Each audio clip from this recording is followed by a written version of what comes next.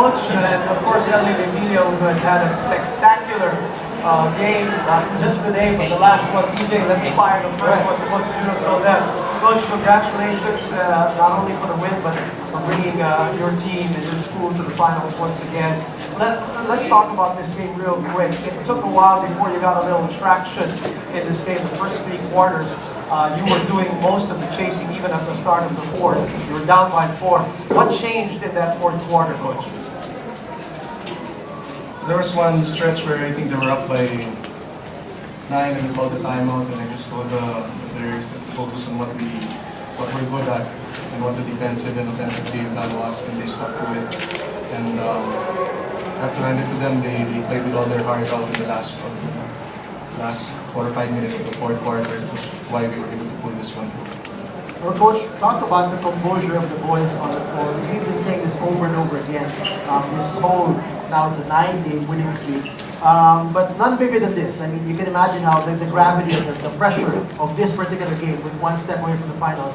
How did you prepare them? When we heard Ino mentioning in the timeout that you just wanted to remind them to keep the focus, but it's easier said than done. And choosing those guys on the floor as well with your rotation. That's what we talked about even at the start of the season, just to improve on every game, improve daily in practice, and wherever it brings us, then we'll be satisfied with what we're doing as long as we keep on improving. So even during that streak and until now, our main focus is to go to practice and be mentally prepared day in, day out, work on what we need to do to improve, and wherever it takes us, then we'll take it. Well, si Revilla naman, another big game for you. Talk about these last 2 games for you. Siguro naman after the first encounter nyo, with your 20 points, they put a little bit more pressure on you, more attention on you, but you still came away today with a big game with your scoring and your assisting. Talk about how you were able to adjust to the tighter defense of FU today. Well, I guess it was just again opportunities. They gave me those looks, they gave me different kinds of defense. And the team adjusted, and also have to give credit to my teammates for sharing the ball, giving the trust for each other, and to our coaching staff. Quickly, what is the difference the last 2 games from an individual standpoint, from a personal standpoint, regardless of whether it's your feeling, whether it's your health, whether it's your confidence? Ano yung naging kaibahan itong dalawang laro, just from an individual standpoint para sa'yo? I think it's a matter of just putting my mind into the game. I guess I know how important these games are, and we don't want to take this for granted. And we're here already, so we can go to next. Papasalamat muli kami sa iyo, LA. Alam mo, napaulakan mo kami ng interview kanina bago yung laro. But congratulations. I know your family in Canada will be very happy with this victory. And of course, Coach Juno, Sauler, congratulations. 9-game winning streak, I'm sure, doesn't mean anything to you right now. It's the finals that you're going to be focused on. Your thoughts on NU and UST, if I may, Coach, before we leave you with our friends from the press.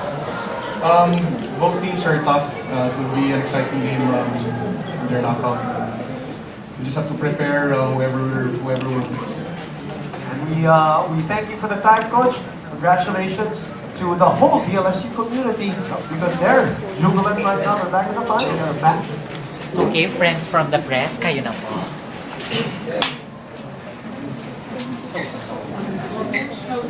How would you describe your entire season? Kaya ko muna describe, hindi pa kami tapos sa season. Coach, the team was quite good while from any thoughts on changing your defense?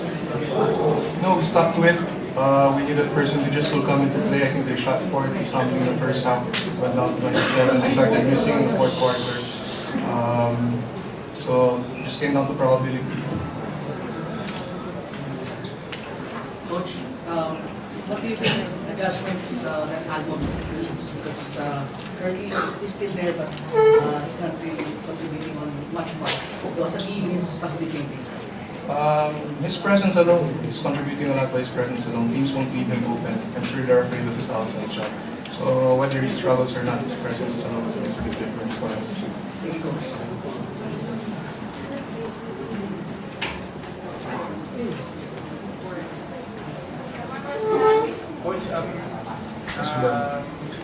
a long break before the finals, so is it a concern or is it welcome to now? No, we're practicing tomorrow actually, so no break for us.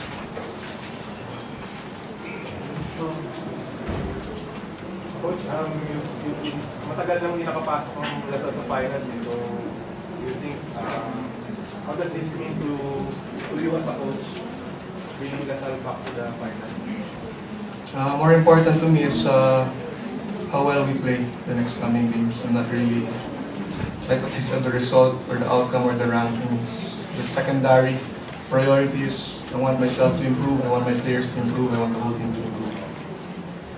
How do you plan to keep that in mind sa players? Kasi, let's admit it, it's a finals na eh. Yeah, but that's what I tell them always. I didn't even tell them that we had to win today's game.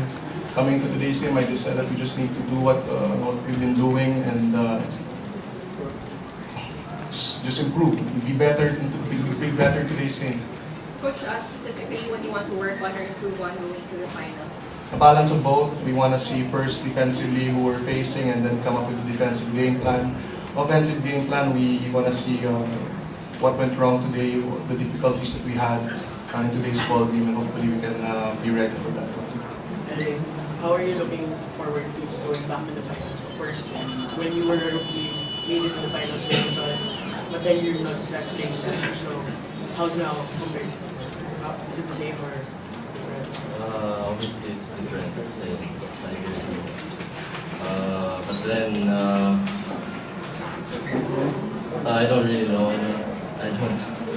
Hindi ko alam ano i-expect ko. So, just take it one day at a time, see each other tomorrow in practice, and then we'll see what we do. Coach Juno, Yes, well, are you going to do anything differently in your practice to prepare your team for the finals, or just what the same that you've been doing for the rest of the year?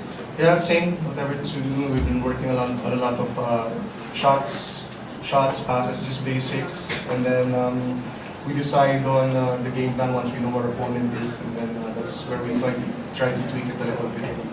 Everything's going to be the same. Questions? No more? Okay, thank you.